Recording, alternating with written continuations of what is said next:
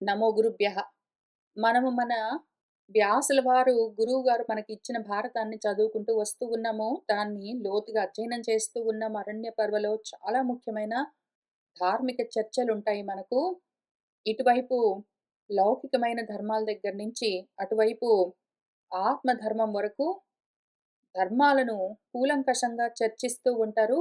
ఎందుకు అంటే ఆత్మశుద్ధికి అంటే చిత్తశుద్ధికి ధర్మాలు అత్యవసరము మనకు. అందుకని ఇక్కడ మన ద్రౌపది, యుధిష్ఠిరుడు మాట్లాడుకుంటూ ఉన్నారు అన్న నెపంగా మనకు ధర్మం అంటే ఏమి అని నేర్పిస్తూ ఉన్నారు. ధర్మము ఎందుకు మనం వదిలిపెట్టడానికి వీల్లేదు అని నేర్పిస్తూ ఉన్నారు. ధర్మం వదిలిపెట్టుకుంటే ఏమైపోతాము అని నేర్పిస్తూ ఉన్నారు. అది చూస్తూ వస్తూ ఉన్నాము. ముందు మన వ్యాసుల వారు ద్రౌపది మాటలుగా ప్రపంచంలో మనుషులు ఎట్లా ఆలోచిస్తారు అని అనువాదం చేశారు ఇంతవరకు. ఇంక మళ్ళీ ఇక్కడ యుధిష్ఠిరుడు చెప్తూ ఉన్న జవాబుగా ఆ అనువాదం చేసిన లౌకికమైన ధర్మం గురించిన ఆలోచనలను అపవాదం చేసి, మన వ్యాసుల వారు ఇక్కడ ధర్మం అంటే ఏమి అని మళ్ళీ మనకు సరైన నిర్వచనంతో మనకు అర్థమయ్యేంత వరకు చెప్తూ వస్తూ ఉన్నారు. మనం అది చూస్తూ వస్తూ ఉన్నాము.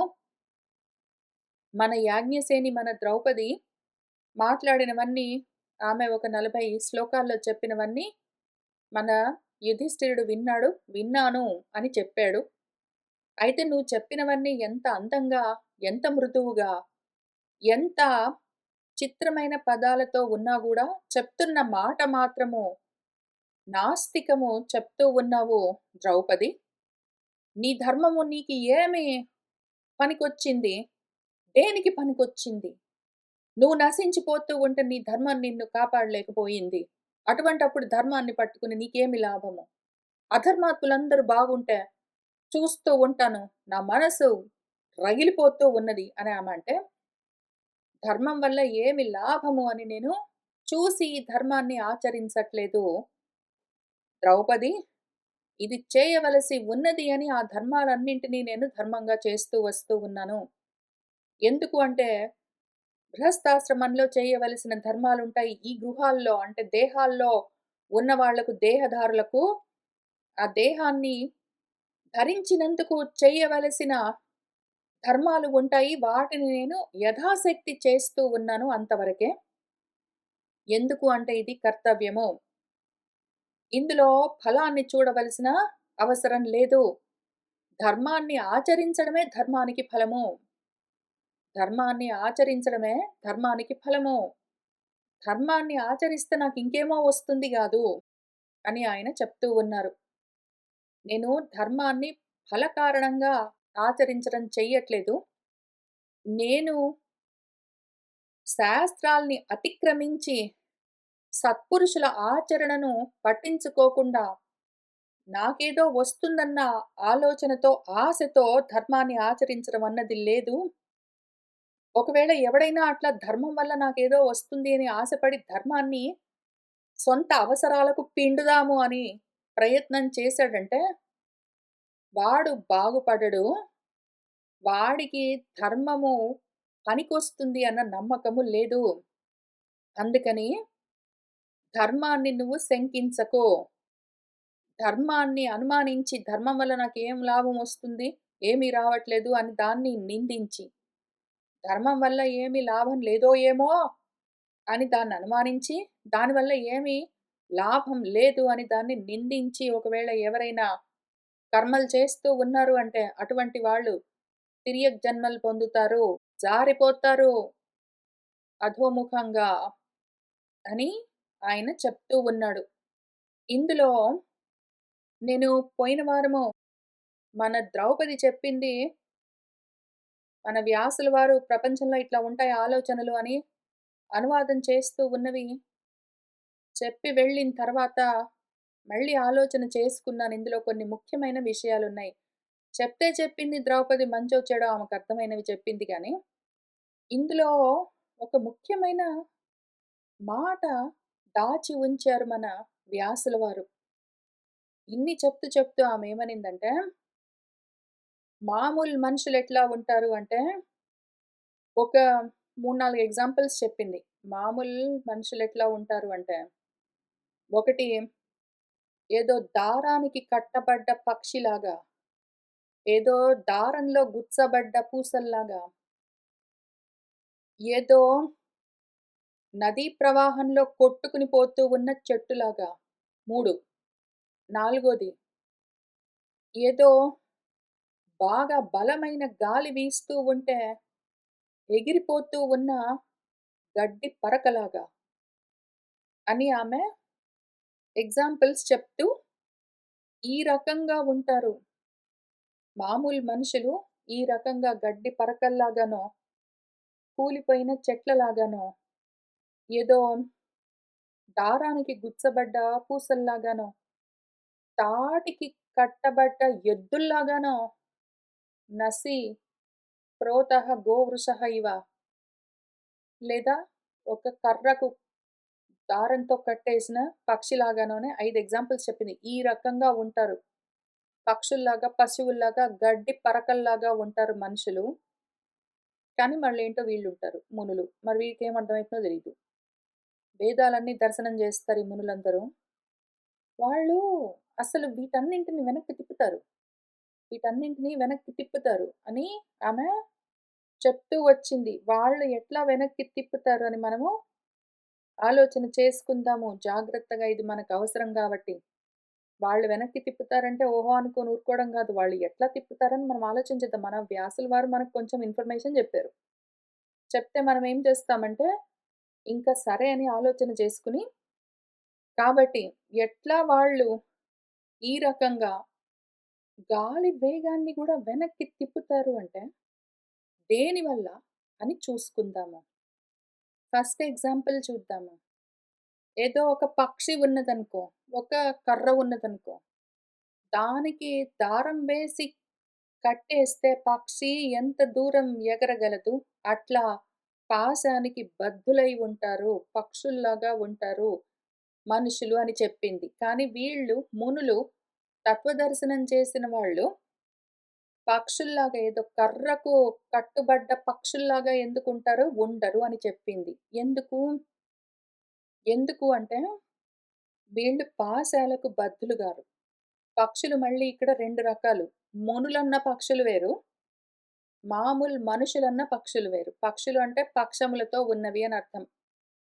శకునము అంటే ఏదైతే వెంటనే దాని పాటికది పైకి లేచే లక్షణంతో ఉంటుందో అని దానికి అర్థము.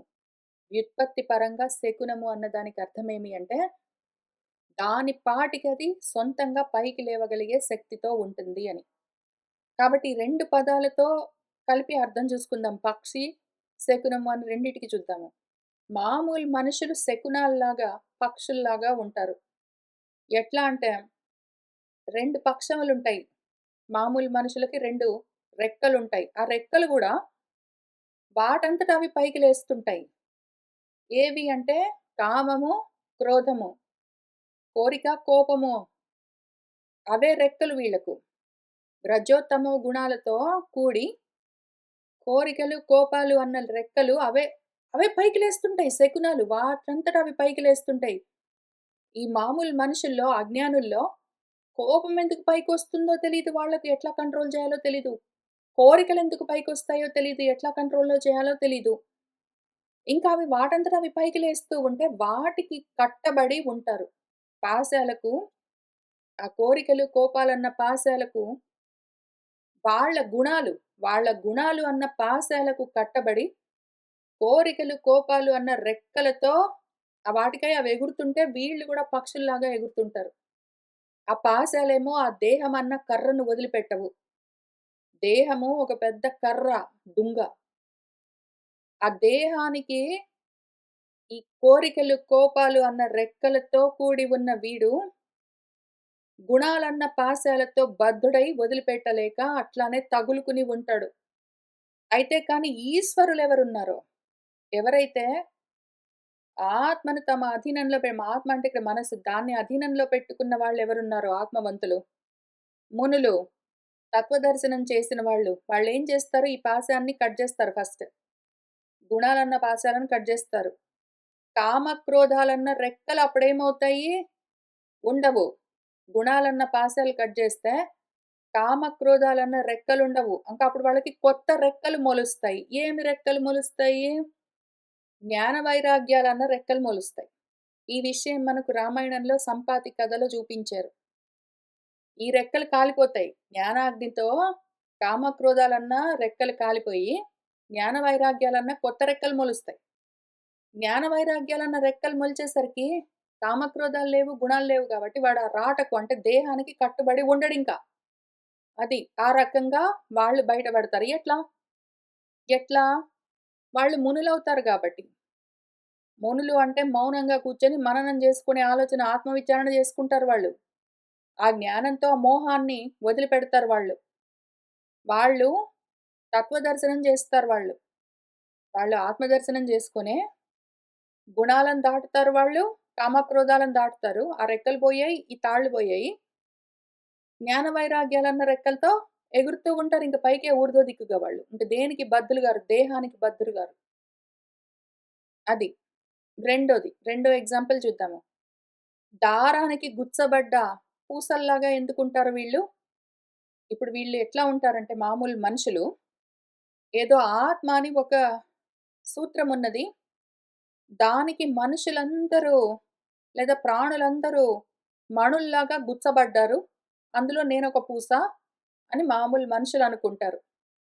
మామూలు మనుషులు ఎన్నో పూసల్లో నేనొక పూస. అన్నిట్లో అంతర్లీనంగా ఆత్మ ఉంటుందది దారము అని అనుకుంటారు. కానీ మన మునులు, మన తత్వదర్శులు అట్లా ఎందుకనుకుంటారు? నేను సూత్రం అనుకుంటారు. నేను పూసను గాదు. నేను ఆత్మను. నేను దారాన్ని. నాకు ఈ మొత్తం ప్రాణులన్నీ గుచ్చబడ్డాయనుకుంటారు వాళ్ళు. వాళ్ళు మొత్తం రోల్స్ రివర్స్ చేస్తారు. ఎట్లా? జ్ఞానంతో, విచారణతో, ఆచరణతో. ఆచరణ, విచారణ అని రెండుంటాయి.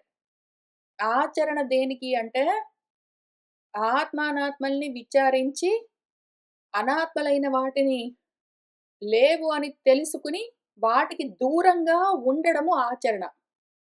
ఆ రకంగా వాటికి దూరంగా ఉండగలిగితే, ఆచరణ చేయగలిగితే, ఆచరించగలిగితే వైరాగ్యం కలుగుతుంది. ఆ రెక్క మొలుస్తుంది. విచారణ చేస్తూ ఉంటే జ్ఞానం కలుగుతుంది. ఈ రెక్క మొలుస్తుంది. ఆచరణ చేస్తూ ఉంటే వైరాగ్యమన్న రెక్క కలుగుతుంది. పక్షము. విచారణ చేస్తూ ఉంటే జ్ఞానమన్న రెక్క పక్షం కలుగుతుంది. ఆచరణ విచారణతో కామక్రోధాలన్న రెక్కలు కాల్చేసి జ్ఞాన వైరాగ్యాలన్న రెక్కలు మనమే మొలిపించుకోవచ్చు. ఆ రకంగా వాళ్ళు చేస్తూ ఉంటారు. అటువంటి జ్ఞాన వైరాగ్యాలతో ఉన్న వాళ్ళేం చేస్తారంటే రోల్స్ రివర్స్ చేస్తారు. ఇదే విషయం మనకు భగవద్గీతలో భగవంతుడు ఏం చెప్పాడు? సూత్రే మణిగణాః ఇవ అని చెప్పాడు. నేను సూత్రంలాగుంటే ప్రాణులన్నీ నాకు గుచ్చబడ్డ మణుల్లాగా ఉంటాయి అని చెప్పారు. ఆ స్థితిలో ఉంటారు వీళ్ళు. నేను దారము, ఇవన్నీ మణులనుకుంటారు. అంతేగాని నేను మణిని ఏదో ఒక పెద్దదొకటున్నది ఈశ్వరుడు, దానికి గుచ్చబడ్డ పూసని నేనని వాళ్ళెందుకనుకుంటారు? అనుకోరు. మామూలు మనుషులనుకుంటారు. వాళ్ళనుకోరు. అట్లానే ఒక ఎద్దు ముక్కుకు తాడు వేసి కట్టి లాగుతూ ఉంటే వెళ్ళిపోయినట్టు అని మనుషులనుకుంటారు. పాశానికి బద్ధులై పశువులై వీళ్ళుంటారు. మామూలు మనుషులు జ్ఞానము లేక వీళ్ళు పశువులై ఉంటారు. జ్ఞానంతో ఉన్నవాళ్ళు, జ్ఞానాన్ని సాధించిన వాళ్ళు, జ్ఞాన వైరాగ్యాలతో గుణాలన్న తాళ్ళని తెంపేసిన వాళ్ళెవరున్నారో, అటువంటి వాళ్ళు ముకుతాడు వేసిన ఎద్దుల్లాగా, పశువుల్లాగా ఎందుకుంటారు? కాదు. వాళ్ళు పశుపతులవుతారప్పుడు. ఏవైతే పశువులున్నాయో, పాశాలకు బద్ధమై ఉన్నాయో, వాటిని పాలిస్తూ ఉన్న ఆత్మ ఏదున్నదో, దేహేంద్రియ ప్రాణాలన్నీ కూడా పశువులైతే అంటే పాశాలకు బద్ధమై ఉంటే, సూత్రాలకు బద్ధమై ఉంటే, అవన్నీ దేనికి తగులుకున్నాయి? నాకు. నేను ఆత్మ అని తెలుసుకుంటారు. వాళ్ళు పశుపతులవుతారు. వాళ్ళు పశువులు గారు. తత్వదర్శనం చేసిన వాళ్ళు ఆత్మజ్ఞానం కోసం ప్రయత్నం చేస్తూ ఉన్నవాళ్ళు, చేసిన వాళ్ళు ఎట్లా ఉంటారు? వాళ్ళు పశుపతులవుతారు. వాళ్ళు పశువులు గారు. మామూలు మనుషులు జ్ఞానం లేక, వైరాగ్యం లేక పాశాలకు బద్ధులై నేను పశువుననుకుంటూ ఉంటారు. అనుకోరు మళ్ళీ. నేను మనిషిని, నేను గొప్పవాడిననుకుంటారు. వాళ్ళు అంత మోహంతో ఉంటారు. పశువులమని గూడా తెలియకుండా ఉంటారు. తర్వాత ఏదో నదీ తీరంలో నుంచి కూలిపోయిన చెట్లు నదీ ప్రవాహంలో కొట్టుకుని పోతూ ఉన్నట్టుగా మామూలు మనుషులు ఉంటే ఉండొచ్చు. వీళ్ళట్లా ఎందుకుంటారు? మన మునులు తత్వదర్శనం చేసిన వాళ్ళు, వాళ్ళే కాల ప్రవాహం అని తెలుసుకుంటారు. అందుకే మళ్ళీ భగవద్గీతలో కాలోస్మి, కాలోహం అని చెప్తూ వచ్చారు. నేనే కాలం అని తెలుసుకుంటారు. కాల ప్రవాహంలో కొట్టుకుని పోయే చెట్టులాగా వాళ్ళెందుకుంటారు? నేనే కాలం అని తెలుసుకొనుంటారు వీళ్ళు. కాలాన్ని దాటి ఉంటారు. కాలంన మరో రూపమో, నేనొకవేళ ఏదైనా రూపం తీసుకుంటే అది కాల రూపంగా కూడా ఉంటుంది. అన్నీ అదే. ఆత్మే రకరకాల రూపాలు తీసుకున్నట్టుగా ఉంటుంది. నాది మరో మాయా రూపం కాలం అని వాళ్ళకి తెలుస్తుంది. వాళ్ళు కాలంలో కొట్టుకుని పోరు. కాలము నా మాయా స్వరూపం అని తెలుసుకొనుంటారు. నిలబడి ఉంటారు. వాళ్ళు ఏదో మహాబలంగా వీస్తూ ఉన్న గాలికి కొట్టుకుని పోతూ ఉన్న గడ్డి పరకలాగా ఎందుకుంటారు? గాలిని కూడా నియంత్రించే ఈశ్వరుణ్ణి నేను ఆత్మను అని తెలుసుకొనుంటారు. ఈ రకమైన స్థితి కలగాలి, రోల్స్ రివర్స్ చెయ్యాలి అంటే, గడ్డి పరక గాదు గాలిని నియమించేది నేను. కొట్టుకుని పోతూ ఉన్న చెట్టును గాదు ఆ కాల ప్రవాహము నేను. తాటికి కట్టబడ్డ ఎద్దును గాదు, పశువును గాదు పశుపతిని నేను. దారానికి కుచ్చబడ్డ పూసను గాదు దారం నేను. రాటకు కట్టుబడ్డ శకునము నేను గాదు.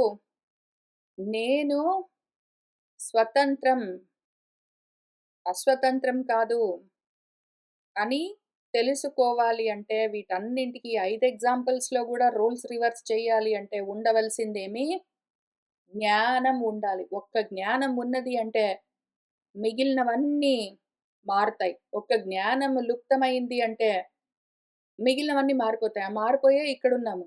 ఇప్పుడు దీన్ని మళ్ళీ వెనక్కి తిప్పాలి. అందుకోసం మన ప్రయత్నము. ఆమె పాపము చెప్తూ ఉన్న మాటల్లో మన ద్రౌపది చెప్తూ ఉన్న మాటల్లో ప్రాబ్లమ్ స్టేట్‌మెంట్ అందులో నుంచి బయటపడే ఉపాయము 2 జెప్పారు మన వ్యాసుల వారు. పట్టుకోగలిగే వాళ్ళుంటే పట్టుకుంటారనుకుని. ఒకవేళ అది పట్టుకోలేని వాళ్ళు ఉంటే ఇంక కూర్చొని ఆయన దాన్ని మళ్ళీ విప్పదీసి ఎక్స్‌ప్లెయిన్ చేసుకుంటూ వచ్చారు తర్వాత పద్యాల్లో. మనము ఈ అధ్యాయంలో ఒక 6 శ్లోకాల వరకు చూసుకున్నాము. కాబట్టి నీ ధర్మం నీకు దేనికి పనికొచ్చింది ధర్మరాజా? నువ్వు చెడిపోతూ ఉంటే గూడా నీ ధర్మం నిన్ను రక్షించలేకపోయింది. అటువంటి దాన్ని నమ్ముకుని నువ్వేం బాగుపడతావు? నిన్ను నమ్ముకుని మేమేం బాగుపడతాము? అసలైనా ఇదంతా దైవం చేసిన అపరాధము. ఆ దైవానికి శిక్ష తప్పకుండా పడి తీరుతుంది. అధర్మాత్ములు బాగుపడుతూ ఉంటే, ధర్మంగా ఉన్నవాళ్ళు నశించిపోతూ ఉంటే, చూస్తూ ఉన్న దైవం మాత్రము బాగుపడుతుందా? అని ఆ తల్లి అంటే ఆయన విని, ద్రౌపది నేను ధర్మాన్ని ఆచరిస్తూ ఉన్నది ధర్మం వల్ల కలిగే ఫలం కోసం కాదు. నేను ధర్మం వల్ల నాకేమొస్తుంది అని దాన్ని పిండుదాము అన్న ఆశతో దాన్ని ఆచరించడం లేదు. నేను ధర్మాన్ని ఎప్పుడూ నమ్మి ఆచరిస్తూ ఉన్నది కేవలము ఇది నా కర్తవ్యము అని మాత్రమే అని చెప్తూ వస్తూ ఉన్నాడు. అట్లానే ద్రౌపది అతివాదాలతో, మదంతో ధర్మాన్ని శంకించరాదు. నువ్వు ధర్మాన్ని అతిక్రమించి దాన్ని అనుమానించరాదు. ధర్మాన్ని అతిక్రమించి దాన్ని అతిగా శంకించిన వాడు మనిషి ఎవ్వడైనా సరే తిర్యగ్గతి పట్టిపోతాడు. అధోగతులు పొందుతాడు అని చెప్తూ ఉన్నాడు. ఆయన ఇంకా ఏమంటూ ఉన్నాడు అంటే, వేదాధ్యాయీ ధర్మపరః కులే జాతః యశస్విని స్థవిరేషు సహ యోక్తవ్యః రాజభిః ధర్మచారిభిః. ఓ యశస్విని, ఓ యశోమూర్తి, ఎవడైతే వేదాలను అధ్యయనం చేస్తూ ఉన్నాడో, శాస్త్రాలను అధ్యయనం చేస్తూ ఉన్నాడో, ధర్మమే పరము అని అనుకుంటూ ఉన్నాడో, ధర్మము నాకు పరము అని ధర్మపరాయణుడై ఉన్నాడో, ఎవరైతే అటువంటి కులంలో అంటే ధర్మాన్ని అనుష్ఠానం చేసే జన్మలో జాతః జన్మించాడో,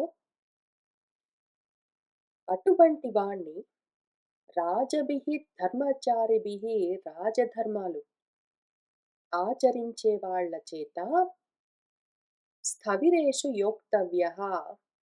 స్థవిరుడు అంటే ఎవరైతే బాగా వృద్ధి చెందినవాడు అని అర్థం.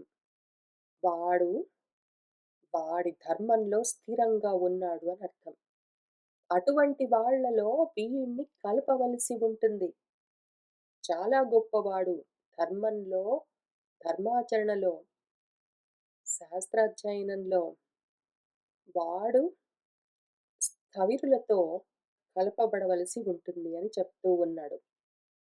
వాడు ఎంతటి వయసుతో ఉన్నవాడు, ఎటువంటి డబ్బులున్నాయి, ఎటువంటి ఉద్యోగాలున్నాయి వాటితో సంబంధం లేదు. వాడొకవేళ వేదాధ్యయనం చేశాడు, ధర్మపరుడై ఉన్నాడు, అందుకు తగిన జన్మ తెచ్చుకున్నాడు అంటే, వాడు పెద్దలలో పరిగణించవలసిన వాడు అని చెప్తూ ఉన్నాడు మన ధర్మరాజు. ప్రత్యక్షం హి త్వయా దృష్టః ఋషిః గచ్చన్ మహాతపాః మార్కండేయః అప్రమేయాత్మ ధర్మేణ చిరజీవితాం.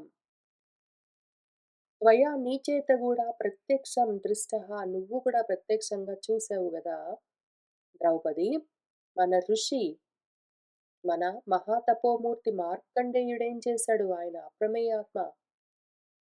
చిరకాలము ఆయన జీవితాంతము ధర్మాన్ని అట్లానే అనుష్ఠానం చేసి, దానితో ఊర్ధ్వగతులను పొందాడు. నువ్వు చూస్తూనే ఉన్నావు గదా! నీకు కూడా తెలుసు గదా! అట్లానే వ్యాసః, వసిష్ఠః, మైత్రేయః, నారదః, లోమశः, శుకः, అన్యే చ ఋషయః సిద్ధాః ధర్మేణైవ స్తుచేతసః. వ్యాసుడు, వశిష్ఠుడు, మైత్రేయుడు, నారదుడు, లోమశుడు, శుకుడు మొదలైన ఎంతో మంది ఋషులు ఒక్కళ్ళా ఇద్దరా? సుచేతసః, వాళ్ళ చేతస్సు చక్కగా సుష్టుగా ధర్మంలోనే నిలబడి ఉండడంతో, ఆ ధర్మంతోటే వాళ్ళు నమ్మి ఆచరించిన ఆ ధర్మం వల్లే వాళ్ళు సిద్ధులయ్యారు గదా! ఆ ఋషులందరూ గూడా. నువ్వు చూస్తూనే ఉన్నావు గదా ద్రౌపది. ప్రత్యక్షం పశ్యసి హి ఏతాన్ దివ్యయోగ సమన్వితాన్ శాపానుగ్రహణే శక్తాన్ దేవైః అపి గరీయసః. ప్రత్యక్షంగానే చూస్తూనే ఉన్నావు గదా ద్రౌపది నువ్వు. ఏతాన్ వీళ్ళందరిని. వీళ్ళు అందరూ గూడా మార్కండేయుడి దగ్గర నుంచి వ్యాసుడు, వశిష్ఠుడు, మైత్రేయుడు, నారదుడు, లోమశుడు, శుకుడు ఇంకెంతో మంది. ఎంతమంది ఋషులను చూడలేదు నువ్వు? వాళ్ళందరూ గూడా దివ్యమైన యోగంతో కూడి ఉన్నవాళ్ళు. శాపానుగ్రహణం రెండూ చేయగలిగిన వాళ్ళు, శక్తి కలిగిన వాళ్ళు. వాళ్ళు శపించగలరు, అనుగ్రహించగలరు. అటువంటి శక్తి సామర్థ్యాలు ఎక్కడి నుంచి వచ్చాయనుకుంటున్నావు వాళ్ళకు? ఎందుకు? కేవలము వాళ్ళు ధర్మాన్ని, స్వధర్మాన్ని ఆచరిస్తూ ఉన్నందుకు. వాళ్ళు వాళ్ళ ధర్మాన్ని వదిలిపెట్టకుండా ఉన్నందుకే గదా! దేవైః అపి గరీయసః, దేవతలను మించి ఉన్నారు. వాళ్ళు వీళ్ళందరూ గూడా దేవతలను మించి ఎందుకున్నారు? శాపం ఇవ్వడానికైనా, అనుగ్రహించడానికైనా ఎందుకు సమర్థులై ఉన్నారు? దివ్యమైన యోగంతో ఎందుకు కూడి ఉన్నారు? చెప్పు. ప్రత్యక్షంగా నువ్వు కూడా చూసావు గదా! వాళ్ళలోని ధర్మం కాదు. నువ్వేం చెప్పావు? ఎవడు బాగుపడ్డాడు ధర్మరాజా? నువ్వు బాగుపడ్డావా? నీ తమ్ముళ్ళు బాగుపడ్డారా? నేను బాగుపడ్డానా? మనందరం చెడిపోయాం గదా! ధర్మం పట్టుకుని ఉండడం వల్ల మనకేమి మంచి జరిగింది అని నువ్వు అంటున్నావు గదా! నువ్వు చూసింది మన 5, 6 మందిని ఇంత మాత్రమేనా ద్రౌపది? ఇంతేనా? నువ్వు నన్ను, నా తమ్ముళ్ళను, నిన్ను జూసుకున్నావు ఇంతేనా? కాదు గదా! ఎంతమందిని చూసావు నువ్వు? ఎంతమందిని చూసావు? ధర్మాన్ని ఆచరిస్తున్న వాళ్ళు ఎంతమంది బాగుపడ్డారు? ఎటువంటి ఊర్ధ్వగతులు పొందారు? తెలీదు నీకు? అవన్నీ నువ్వు డిస్కౌంట్ చేస్తావా? డిస్‌రిగార్డ్ చేస్తావా? పట్టించుకోవా? ఏదో నీకు కనిపించిన ఒకళ్ళిద్దరిని చూసి నీకొచ్చిన కష్టాన్ని ఒక్కదాన్ని చూసుకుని, మొత్తం ధర్మాన్ని, దేవతల్ని అందరిని దూషిస్తావా? ధర్మాన్ని ఎందుకు వీళ్ళందరూ వదిలిపెట్టకుండా ఉంటారో చూసుకోలేకపోయావా నువ్వు? ఏతే హి ధర్మమ్యేవ ఆదౌ వర్ణయంతి సదా మమ కర్తవ్యం అమరప్రఖ్యాః ప్రత్యక్షాగమ బుద్ధయః. ఏతే వీళ్ళందరూ గూడా ధర్మమేవ ధర్మాన్నే ఆదౌ ముందు ఉండవలసింది ధర్మమే అని వాళ్ళు సదా ఎప్పుడు మమ నాకు వర్ణయంతి చెప్తూనే ఉంటారు. ధర్మమే ఉండాలి ధర్మరాజా. ఇంకేమైనా సరే దాని తర్వాతే. ధర్మం వదిలిపెట్టడానికి వీల్లేదు. ధర్మాన్ని వదిలిపెట్టి నువ్వు ఏది పట్టుకున్నా చెడిపోతావు. ధర్మాన్ని మాత్రం వదిలిపెట్టడానికి వీల్లేదు. అది ముందు ఉండి తీరవలసిందే అని వాళ్ళు నాకు ఎంతగా చెప్తూ వచ్చారు. అమరప్రఖ్యాః దేవతలతో సమానమైన వాళ్ళు ఒక్కొక్కళ్ళు. ప్రత్యక్షాగమ బుద్ధయః వాళ్ళు ప్రత్యక్ష ప్రమాణాలతో, ఆగమ ప్రమాణాలతో, స్వానుభవంతో 3 విధాలుగా కూడా ఇది కర్తవ్యం ధర్మరాజా. మేం ప్రత్యక్షంగా ధర్మాన్ని ఆచరించి నీకు చెప్తూ ఉన్నాము. ఆగమాల్లో, శాస్త్రాల్లో గూడా ధర్మము ఇట్లా ఉంటుంది, ఇట్లా ఆచరించి తీరాలి ఇందుకు అని వేదోపనిషత్తులు, శాస్త్రాలన్నీ చెప్తూ ఉన్నాయి ధర్మరాజా నువ్వు ఇట్లా పాటించు అని నాకు నేర్పించారు. వాళ్ళు అటువంటి బుద్ధి కలిగిన వాళ్ళు, జ్ఞానం కలిగిన వాళ్ళు ఇది కర్తవ్యం అని నాకు ఎప్పుడూ నేర్పిస్తూ వచ్చారు ద్రౌపది. అందుకనే నేను పెద్దల మాట ప్రకారం ధర్మాన్ని చిత్తశుద్ధితో ఆచరిస్తూ వస్తూ ఉన్నాను. అతః నార్హసి కళ్యాణి ధాతారం ధర్మమేవ చ రజోమూఢేన మనసా క్షేప్తుం శంకితుం ఏవ చ. అతః అందుకని ఓ కళ్యాణి ధాతారం ధాత విధి అని పిలుస్తాము. ఆ విధిని గాని, ధర్మాన్ని గాని రజోమూఢేన మనసా రజస్సుతో మోహంతో నిండిన మనసుతో క్షేప్తుం నార్హసి తూలనాడరాదు. శంకితుం నార్హసి అనుమానించరాదు. నువ్వు రజోగుణంతో నిండి, తమోగుణంతో నిండి ఉన్న మనసుతో, రజోతమో గుణాలు పైకొచ్చున్న మనసుతో ఆలోచన లేకుండా ధాతను గాని, ధర్మాన్ని గాని నిందించడానికి, శంకించడానికి తగదు. ధర్మాతిశంకి న అన్యస్మిన్ ప్రమాణమధిగచ్చతి. ఆత్మ ప్రమాణః ఉన్నద్దః శ్రేయసః హి అవమన్యకః. ధర్మాన్ని అతిక్రమించి అతిగా శంకించేవాడెవడున్నాడో అటువంటి వాడు అస్మిన్ అన్యస్మిన్ ఇంక వేరే ప్రమాణాన్ని నా అధిగచ్చతి పొందడు. నువ్వు ధర్మాన్ని అనుమానించావంటే నీకింక వేరే ప్రమాణమే దొరకదు. ప్రమాణమన్నది లేకుండా పోతావు. అటువంటి స్థితిలో ఆత్మ ప్రమాణమేదున్నదో నాకన్నీ తెలుసు నేనే గొప్ప అని ఒకవైపు శాస్త్ర ప్రమాణాన్ని గాని, ఒకవైపు పెద్దలు చూపించిన ఆచరణతో గాని విషయాన్ని అర్థం జేసుకోలేక, నీ బుద్ధికి తోచినట్టు నువ్వు భావించుకుని ధర్మాన్ని ఉన్నద్ధః ఉద్ధతితో ఉండి, శ్రేయస్సుని అవమానించే స్థితికి వెళ్తావు. అట్లా అవుతుంది. అటువంటి వాడేం చేస్తాడంటే, ఎవడైనా సరే ధర్మాన్ని అతిగా శంకించాడంటే, అక్కర్లేకుండా శంకించాడంటే, ఏ ప్రమాణం లేకుండా పోతాడు. ఇంక ఎవడి మాట వినడు వాడు. దేనికి లొంగడు. శాస్త్ర ప్రమాణం తస్మాత్ శాస్త్రంతే ప్రమాణం అని భగవద్గీతలో చెప్పినా వినడు. పెద్దలు ఇది నీకు ప్రమాణము. ఈ రకంగా నువ్వు చెయ్యి అని వాళ్ళు ఆచరించి చూపించినా వినడు. నాకన్నీ తెలుసు అని ఉద్ధతితో ఉండి, వాడి శ్రేయస్సుని వాడు పోగొట్టుకుంటాడు. ద్రౌపది అట్లా చెయ్యరాదు. తప్పు తగదు. ఇంద్రియ ప్రీతి సంబద్ధం యత్ ఇదం లోకసాక్షికం ఏతావాన్ మన్యతే బాలః మోహం అన్యత్ర గచ్చతి. ఎవడైతే మూర్ఖుడున్నాడో, బాలుడు అంటే అజ్ఞాని. వాడు ఇంద్రియ ప్రీతితో మాత్రమే సమ్యక్‌గా బద్ధుడై, అంత మాత్రమే తెలుస్తుంది వాడికి. వాడు ఓన్లీ ఇంద్రియారాముడు. వాడేం చేస్తాడంటే, ఏదైతే ఇదం లోక సాక్షికం కళ్ళ ముందు కనిపించే లోకాన్ని చూస్తాడు. ఏతావాన్యేవ మన్యతే ఇంకింతే ఉందనుకుంటాడు వాడు. కళ్ళ ముందు కనిపించేది ఇది మొత్తం ఉన్నదంతా ఇంతే ఇంకేం లేదనుకుంటాడు వాడు. అటువంటి వాడు ఆత్మను తెలుసుకోలేక మోహాన్ని పొంది ఉంటాడు వాడు. ప్రాయశ్చిత్తం న తస్య అస్తి యః ధర్మం అతిశంకతే ధ్యాయన్ సః కృపణః పాపః న లోకాన్ ప్రతిపద్యతే. అటువంటి వాడికి తస్య ప్రాయశ్చిత్తం నాస్తి.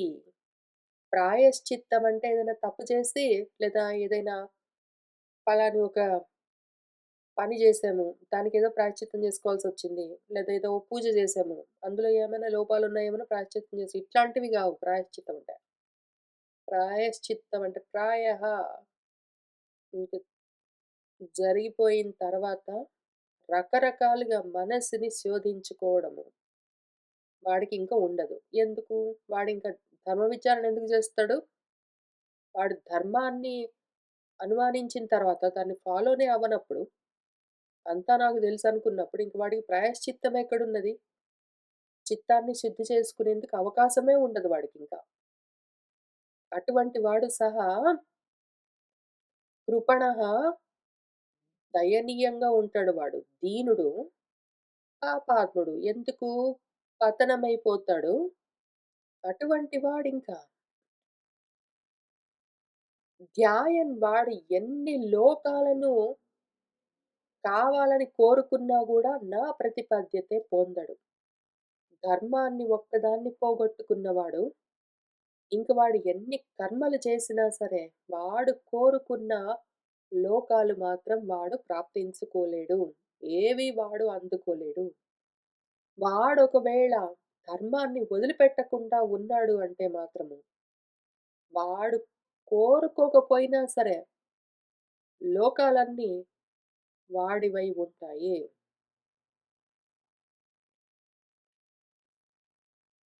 ప్రమాణాని అతివృత్తః హి వేదశాస్త్రార్థనిందకః కామలోభానుగః మూఢః నరకం ప్రతిపద్యతే.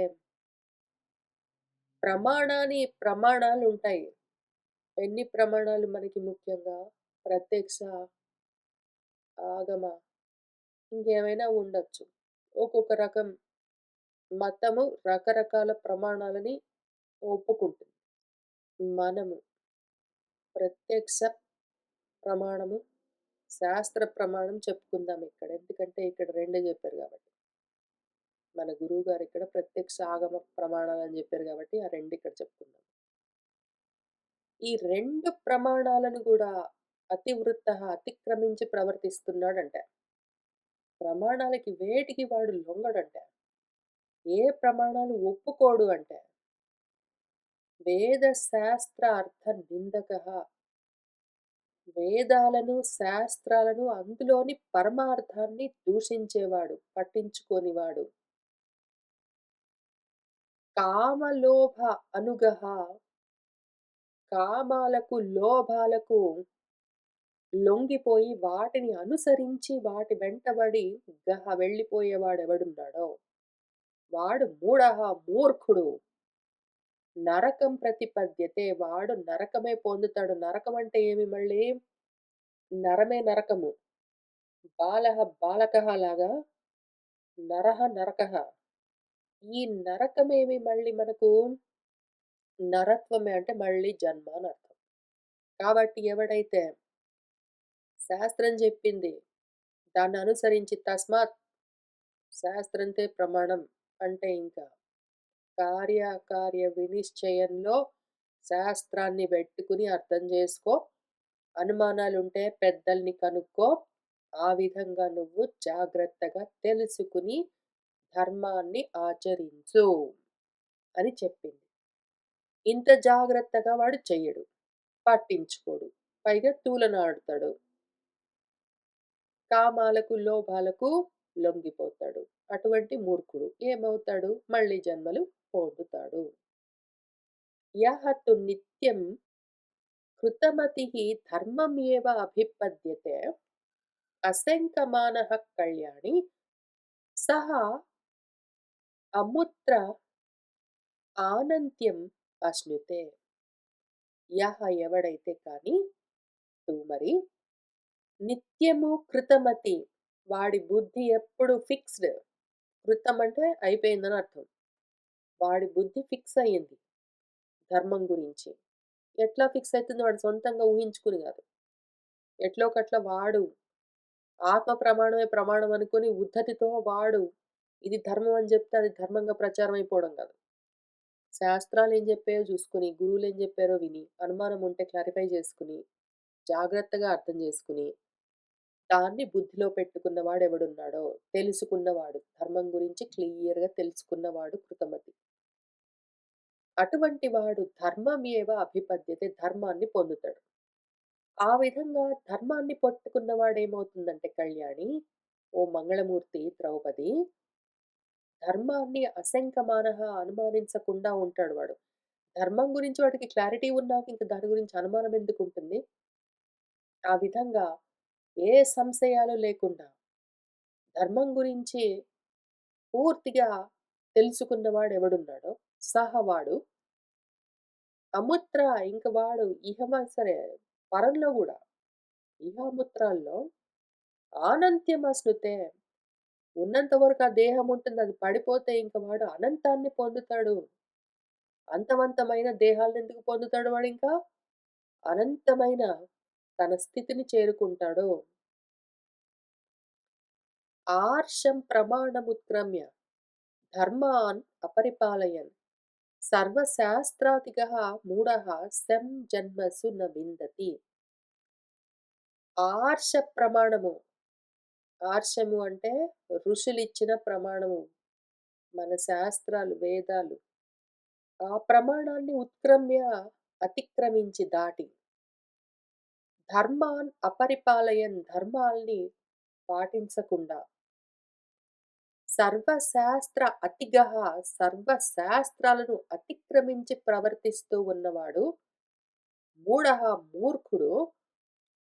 ఇంక ఎన్ని జన్మల్లోనైనా సరే సన్న విందతి వాడికింకా శాంతి అన్నది ఉండదు. వాడు శాంతిని పొందడు. వాడికింక శాంతి లేదు. ధర్మాన్ని పాలించడం అంటే ఎట్లా పాలించాలి? ముందు దాని గురించి తెలుసుకోవాలి. ధర్మం గురించి ముందు తెలుసుకోవాలి. ధర్మం గురించి మనకు శాస్త్రాల్లో ఉంటుంది.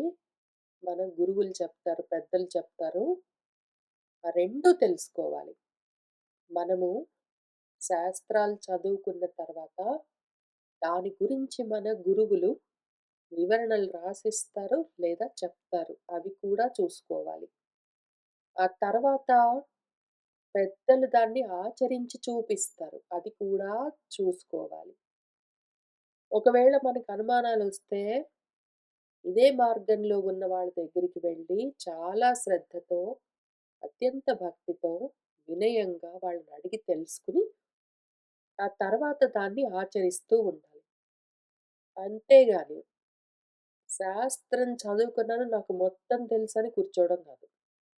లేదా పెద్దలు చెప్పారు నేను చేసేస్తాను అని శాస్త్రం చదువుకోకుండా మానుకోవడం కాదు.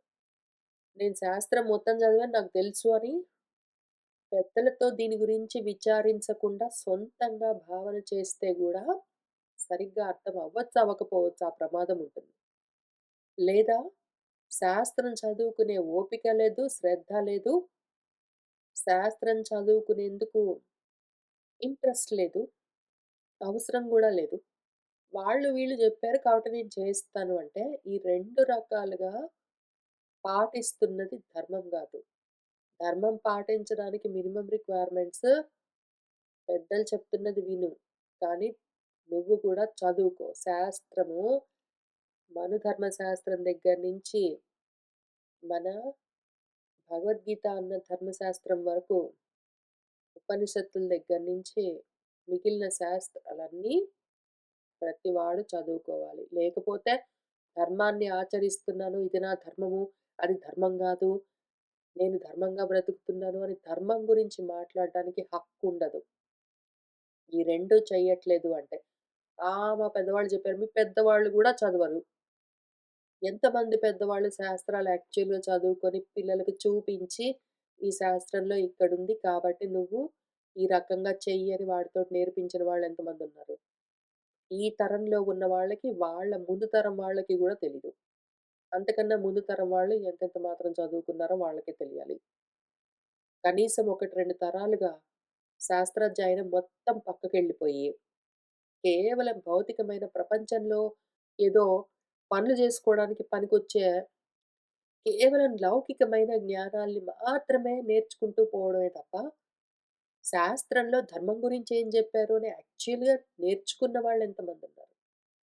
అసలు యాక్చువల్‌గా శాస్త్రం చదవకుండా, శాస్త్రం గురించి పెద్దలు చెప్తున్న మాటని విని, అనుమానాలుంటే క్లారిఫై చేసుకోకుండా, ధర్మం ఆచరిస్తున్నాను, ధర్మంగా ఉన్నాను, ధర్మం అని అసలు ఆ ధర్మం అన్న మాట అనడానికి భయపడాలి. నేను ధర్మం ఆచరిస్తున్నాను అంటే ఎక్కడున్నది? నువ్వు నేను దానం చేశాను అని అన్నారనుకోండి. ఎక్కడున్నది? ఏమది? ఎందుకు చేస్తున్నావు దానము? ఇది నా ధర్మం గదండీ! ఎక్కడున్నది? 4 ప్లేసెస్‌లో చూపించాలి వెంటనే. ఇదిగో శాస్త్ర ప్రమాణము. వేదాల్లో ఉన్నది, ఉపనిషత్తుల్లో ఉన్నది, పలానా చోటున్నది. నెక్స్ట్ సెకండ్ ప్రమాణము. స్మృతుల్లో ఉన్నది. అంటే పురాణాల్లో ఉన్నది, మనుస్మృతి లాంటి వాటిలో ఉన్నది. భగవద్గీత గూడా పురాణాల్లోకే వస్తుంది. ఎందుకంటే భగవద్గీత శాస్త్రం అది. భారతంలోనే ఉంటుంది. ఇందులోనే ఉంటుంది. తర్వాతొస్తుంది. మూడోది పెద్దల ఆచరణ. ఇదే మార్గంలో ఉన్న గురువులు వాళ్ళు ఆచరించి చూపించారు. నాలుగోది నా మనసు అంగీకరించింది. ఈ 4 వెంటనే చూపించగలగాలి. పెద్దల్ని, తల్లిదండ్రుల్ని చూసుకోవడం నా ధర్మం. సరే ఎక్కడున్నది? అదిగో పలానా చోట. పలానా శాస్త్రంలో పలానా చోట ఉన్నది. ఇదిగో పలాని పెద్దలు దీన్ని ఈ విధంగా ఆచరించారు. ఇదిగో నా మనసు ఒప్పుకున్నది. ఇదిగో శృతి ప్రమాణము, ఇది స్మృతి ప్రమాణము, ఇది సదాచార ప్రమాణము, ఇది నా అంతఃకరణ ప్రమాణము అని 4 ప్రమాణాలు చూపించగలిగితేనే అది ధర్మం. అయితే శాస్త్రాలు చదువుకోలేదు. ఎవడో ఏదో చెప్పాడు గాబట్టి, నేనేంటో ఊహించుకున్నాను గాబట్టి, నేను జేసేస్తున్నాను గాబట్టి అంటే, అది ధర్మాన్ని పాటించడం గాదు. నువ్వు ఏమైనా కర్మలు జేసుకుంటూ ఉండిండొచ్చు. నీకిష్టం గాబట్టి వాడు వీడు జెప్పాడు గాబట్టి, నీకర్థమైనట్టు నీ కర్మలు నువ్వు ఎట్లో ఒకట్లా జేసుకున్నావు గానీ, అవన్నీ ధర్మాలు గావు. వాటి వల్ల నువ్వు ఎన్ని జన్మలు ఆ కర్మలు జేసుకుంటూ కూర్చున్నా గూడా, నువ్వు వాటిని ధర్మం అనుకో, ఇంకేమైనా పేరు బెట్టుకో.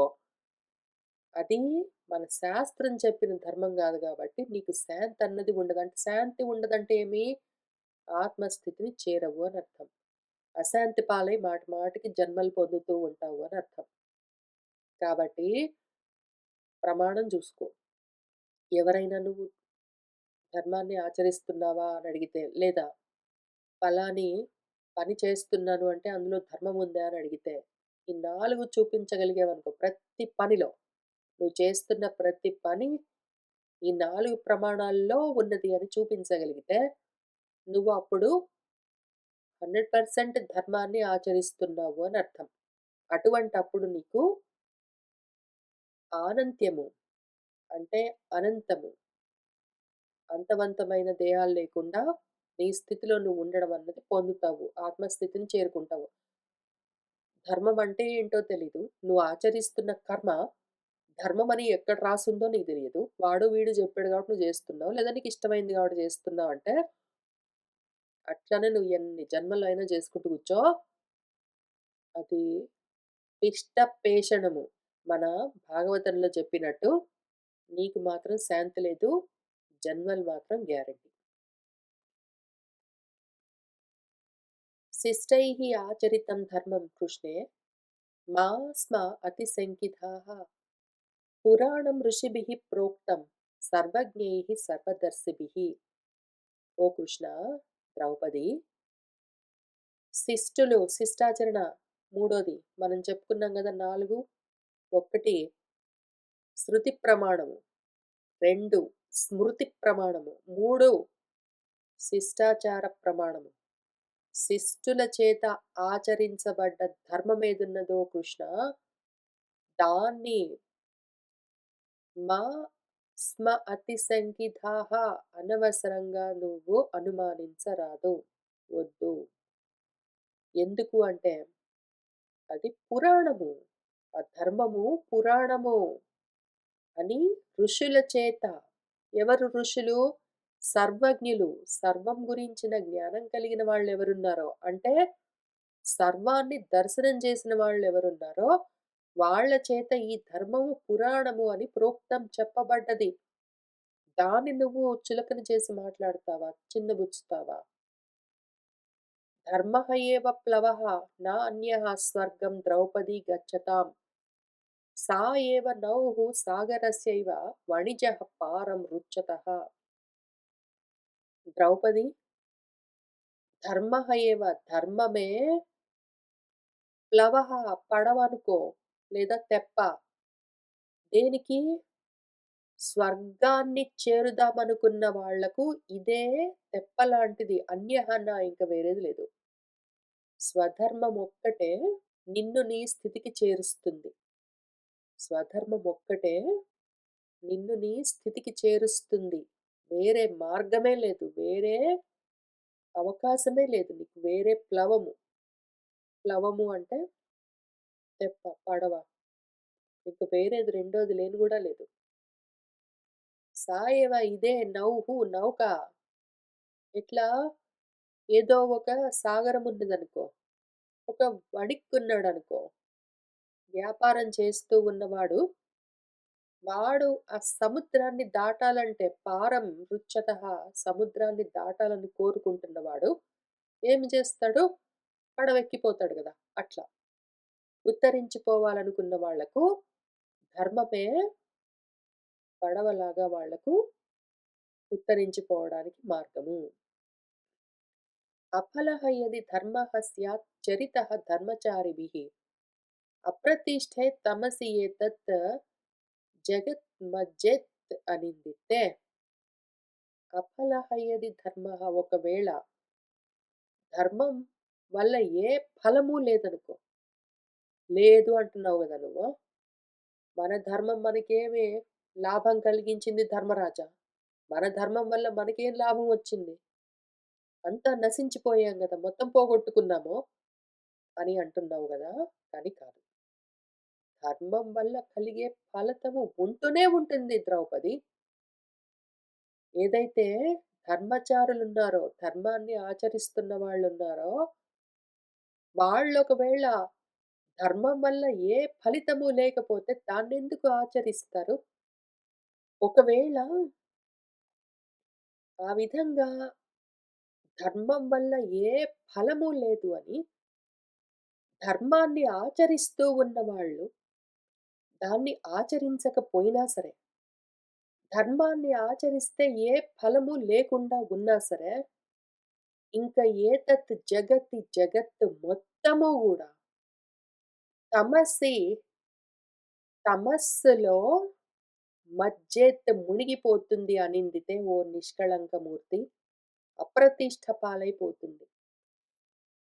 ధర్మాన్ని ఆచరించే వాళ్ళ చేత ఆచరింపబడుతూ ఉన్న ధర్మము ఒకవేళ ఫలం లేనిదై నిష్ఫలమై ఉంటాయి. అటువంటప్పుడు జగత్తు మొత్తం చీకట్లో కూరుకుని పోతుంది. ఏ ఆధారం లేకుండా పోతుంది. ధర్మానికి అర్థమేంటో తెలుసా ద్రౌపది?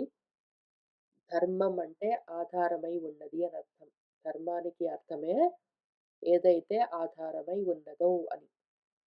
ఒకవేళ ధర్మానికి ఏ అర్థము లేదు అంటే, ఇంకప్పుడు లోకమంతా అప్రతిష్ట పాలైపోతుంది. ఏ ఆధారం లేకుండా పోతుంది. ధర్మం నశిస్తే ఏమవుతుందో తెలుసా? ఆధారం లేకుండా పోతుంది జగత్తంతా. నిర్వాణం న అధిగచ్చేయుః జీవేయుః పశుజీవికాం విఘాతేనైవ యుజ్యేయుః న చ అర్థం కించిత్ ఆప్నుయుః. ఇంకా ధర్మం ఒకవేళ ఆధారం అవ్వకుండా పోయింది అంటే,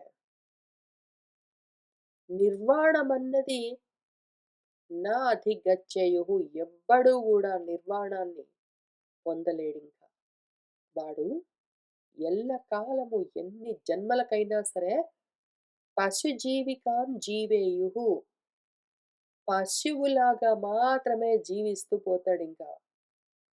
ధర్మం వదిలిపెట్టాడంటే వాడికి మోక్షముండదింక ఎల్లకాలము వాడు పశువులాగా కోరికలు, లోభాలకు బద్ధుడై, కామపాశాలకు, మోహపాశాలకు బద్ధుడై పశువులాగా జీవిస్తూనే ఉంటాడు. మరణిస్తూనే ఉంటాడు. మళ్ళీ పుడుతుంటాడు. మళ్ళీ చస్తూ ఉంటాడు. విఘాతేనైవ యుజ్యేయుః ఇంక అన్ని విఘాతాలే వాడికి బాగుపడేందుకు అవకాశం ఉండదు. అట్లానే కించితర్థం ఏమాత్రం ప్రయోజనం కూడా ఆప్నుయుః పొందనే పొందడు.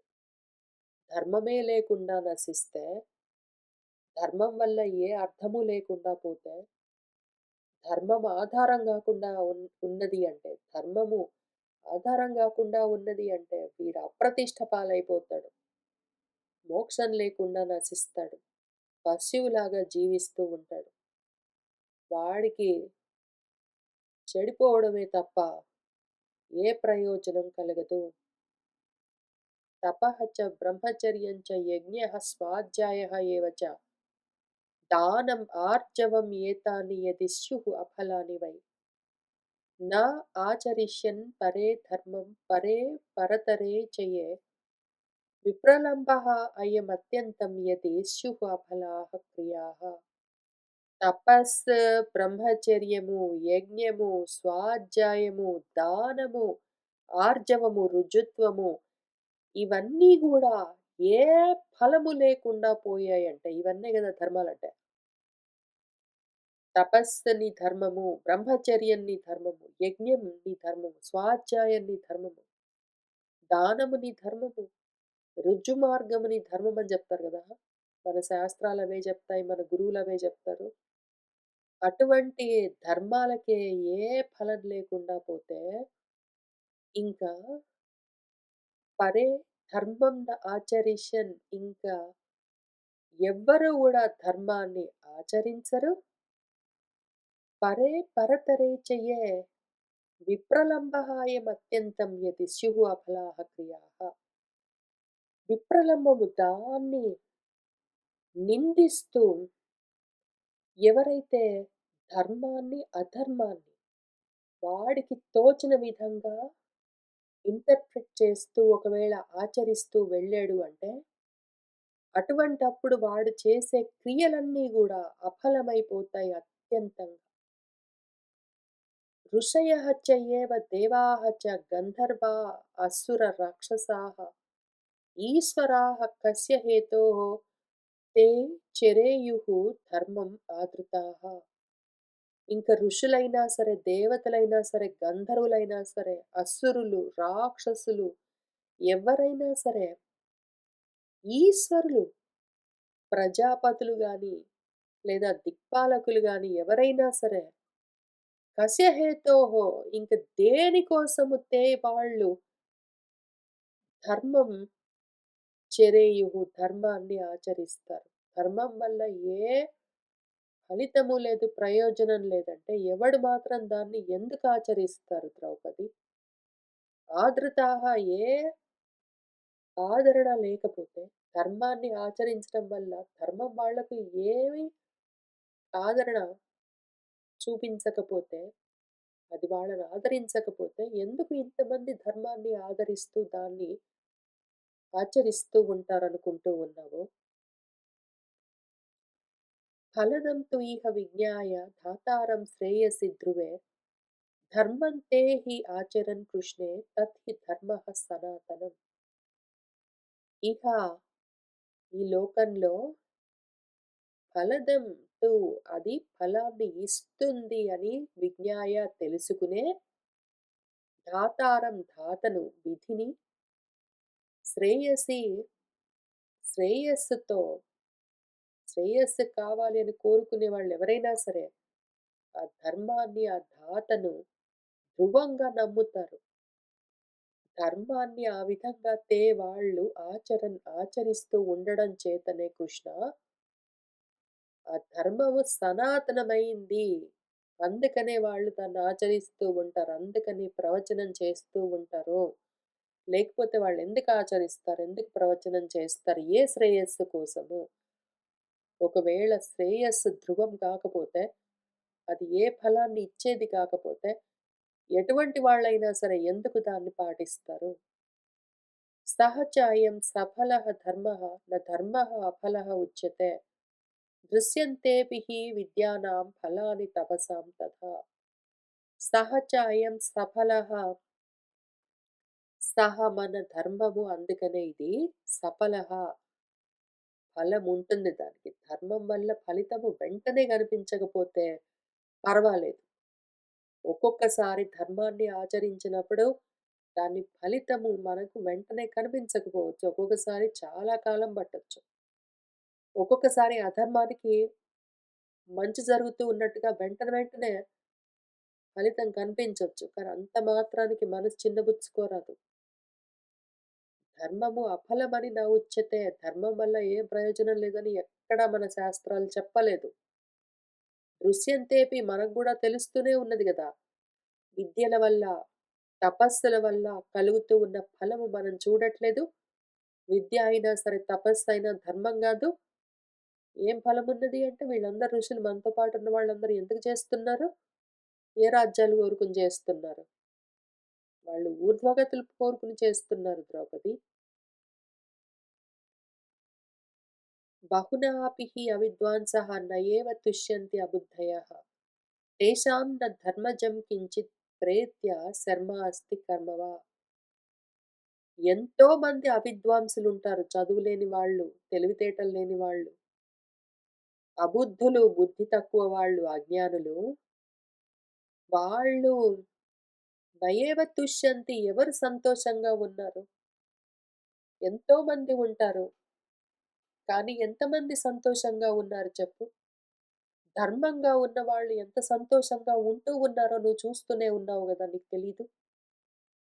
తేషాం వాళ్లకు ధర్మం వల్ల కలిగే శర్మ అంటే శాంతి కించిత్ కొంచెం గూడా ఉండదు. వాళ్లకు ఇక్కడ ఉండదు. ప్రేత్య పోయిన తర్వాత గూడా నాస్తి ఉండదు. వాళ్లకు శర్మ లేదు. వాళ్లకు కర్మ లేదు. వాళ్లకు శాంతి లేదు. వాళ్ళు చేసే కర్మలకు ఫలితము లేదు. ఉన్నట్టుగా అనిపిస్తుంది కానీ తృప్తి లేకుండా, సంతోషం లేకుండా వాళ్ళు అట్లనే ఉంటారు. ఎంతో మంది ఉంటారు. ద్రౌపది ఇమ్మీడియేట్ రిజల్ట్స్ కనిపించలేదని జెప్పి నువ్వు ధర్మాన్ని తిడతావా? అప్పటికప్పుడు వెంటనే ఫలితం కనిపించకపోతే ధర్మం వల్ల ప్రయోజనం లేదని తూలనాడరాదు. కర్మణాం ఉత పుణ్యానాం పాపానాం చ ఫలోదయః ప్రభవః చ అప్యయః చ ఏవ దేవగుహ్యాని భామిని. కర్మణాం కర్మలుంటాయి భామిని ఓ ద్రౌపది. పుణ్యకర్మలు ఉంటాయి, పాపకర్మలు ఉంటాయి. పుణ్యకర్మలకు పుణ్య ఫలాలుంటాయి. పాపకర్మలకు పాప ఫలాలుంటాయి.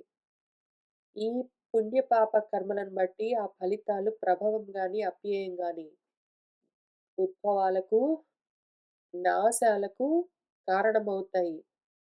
ఇవన్నీ దేవగుహ్యాని, ఇవన్నీ దైవం వల్ల జరిగేవని మీకు కూడా తెలుసు కదూ!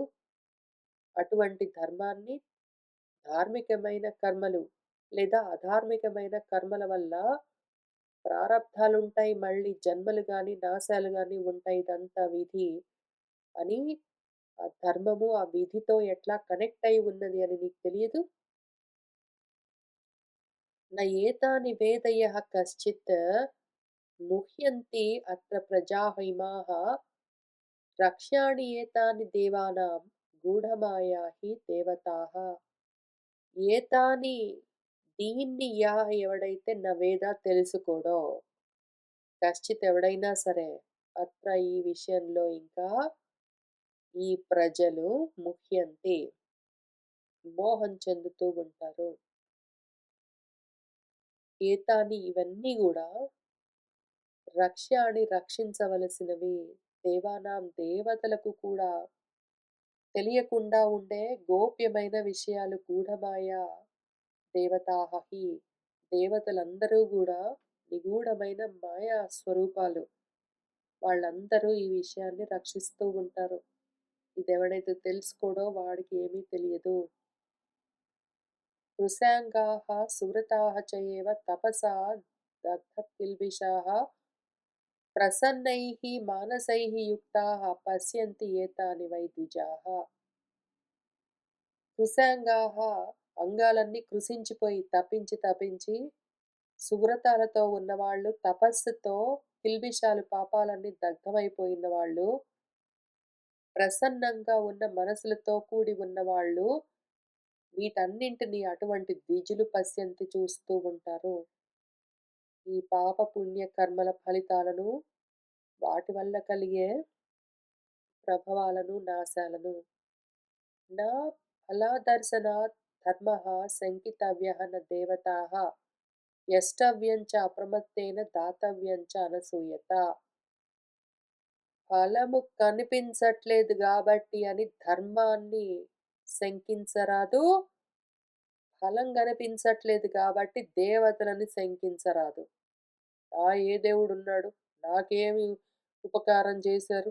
నా ధర్మం నన్నేమి రక్షించింది అని నీ ధర్మాన్ని గాని, ఆ ధర్మానికి పాపపుణ్య ఫలితాలనిచ్చే దేవతలను గాని దూషించరాదు, అనుమానించరాదు. నువ్వు నీ ధర్మాన్ని అదిగో యష్టవ్యం చేయవలసి ఉన్నది అని అప్రమత్తంగా చేస్తూ ఉండు అంతవరకే. నీ ధర్మాన్ని నువ్వు చేస్తూ ఉండు. నీకు రావాల్సింది నీకొస్తుంది ముందో వెనకాలో. అధర్మంగా ఉంటే గూడా నీకు రావాల్సింది వస్తుంది ముందో వెనకో. తొందరపడరాదు. నువ్వు చేయవలసింది ఈ యాగము, ఈ యజ్ఞం నేను చేయవలసింది యష్టవ్యం అని చెయ్యి. ఈ దానం నేను చేయవలసి ఉన్నది దాతవ్యం అని చెయ్యి. అసూయ లేకుండా దానం చేస్తూ వెళ్ళు. అప్రమత్తంగా యజ్ఞాలు చేస్తూ వెళ్ళు. నీ ధర్మాన్ని నువ్వు జాగ్రత్తగా ఆచరిస్తూ వెళ్ళు.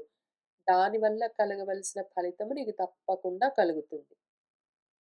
కర్మణాం ఫలమస్తి ఇతి తథా ఏతద్ధర్మః శాశ్వతం. బ్రహ్మా ప్రోవాచ పుత్రాణాం యత్ ఋషిః వేద కశ్యపః. కర్మలకు ఫలం ఉంటుంది. అట్లానే ఈ ధర్మము శాశ్వతము అని మన బ్రహ్మదేవుడు తన పుత్రులకు ఆయన ఈ విషయాన్ని ప్రోవాచ ప్రవచనం చేశాడు. యత్ దేన్నైతే ఋషిః కశ్యపః వేద కశ్యపుడు తెలుసుకున్నాడో ఆయన అక్కడి నుంచి మనందరికీ చెప్తూ వస్తూ ఉన్నాడు. తస్మాత్ తే సంశయః కృష్ణే నీహారః ఇవ నశ్యతు వ్యవస్య సర్వమస్తి ఇతి నాస్తిక్యం భావముత్సృజ. తస్మాత్ కాబట్టి ఓ కృష్ణ, తే సంశయః నీకు ఇటువంటి సంశయాలు నీహారః ఇవ మంచు తెరల్లాగా నశ్యతు నశించిపోవుగాక. సర్వం అస్తి ఇతి అంతా ఉన్నది అని ఆస్తిక్య భావనతో వ్యవస్య ఉంటూ ఆలోచనతో ఆ బుద్ధితో ఉంటూ నాస్తిక్యం భావం ఉత్సృజ నాస్తిక్య భావాన్ని వదిలిపెట్టు. ఈశ్వరం చాపి భూతానాం ధాతారం మా విచిక్షిపః. శిక్షస్వయేనం నమస్వయేనం మాతే బుద్ధి ఈదృశి. ఈశ్వరుణ్ణి, భూతాలన్నింటికి ఈశ్వరుడు, దాత, ఆ విధి ఏదున్నదో దాన్ని మా విచిక్షిపః, దాన్ని తూలనాడకు. ఏనం శిక్షస్వ, అది చెప్తూ ఉన్న విషయాన్ని తెలుసుకో. నీ మనసుకి నువ్వు అటువంటి శిక్షణ ఇవ్వు. ఏనం నమస్వ, దానికి నమస్కారం చెయ్యి. తే బుద్ధిహి, నీ బుద్ధి ఈదృశి, ఈ విధంగా మా భూత్ ఉండరాదు. యస్య ప్రాసాదాత్ తద్భక్తః మర్త్యః గచ్చతి అమర్త్యతాం. ఉత్తమం దైవతం కృష్ణే మా అతివోచః కథంచన. ఎవరి అనుగ్రహం వల్లనైతే ఆ భక్తుడు, ఆ మర్త్యుడు, మరణ స్వభావంతో ఉన్నవాడు మనిషి అమర్త్యతాం గచ్చతి, మృత్యువును దాటి అమృతత్వాన్ని పొందుతాడో అటువంటి దైవము ఓ కృష్ణ ఉత్తమమైనది. దాన్ని కథంచన, ఏ విధంగా కూడా నువ్వు మా అతివోచ, అనవసరంగా అతిగా దూషించకు అని ఆయన ధర్మాన్ని, ధర్మానికి ఫలితాలను ప్రదానం చేసే దేవతలను దూషించరాదు అని మన ద్రౌపదికి చెప్తూ వచ్చాడు అన్న చోట ఈ అధ్యాయము. దాంతో ఈ ధర్మ చర్చ ఇక్కడ పూర్తి చేశారు మన వ్యాసుల వారు. ఇంకా ఈ తర్వాత మళ్ళీ కొంత కథ నడుస్తుంది. మనం దాన్ని వచ్చే వారం కలిసి కూర్చొని చదువుకుంటూ ముందుకు వెళ్దాం. ఇవాళకి ఇక్కడికి ఆపుతున్నాను. శుభం భవతు.